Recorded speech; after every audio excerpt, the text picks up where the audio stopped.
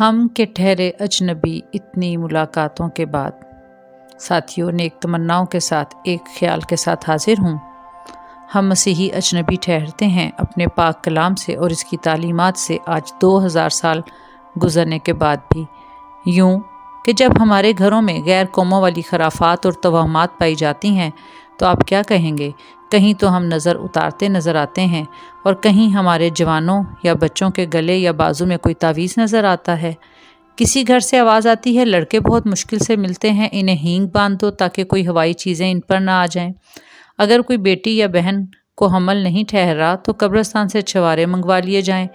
پہلوٹے بچے کے کپڑے دھوپ میں نہ سکھائیں تاکہ کوئی جادو ٹونا نہ ہو جائے۔ فیڈر کور کر دو، کوئی حسد کی آنکھ سے نہ دیکھ لے۔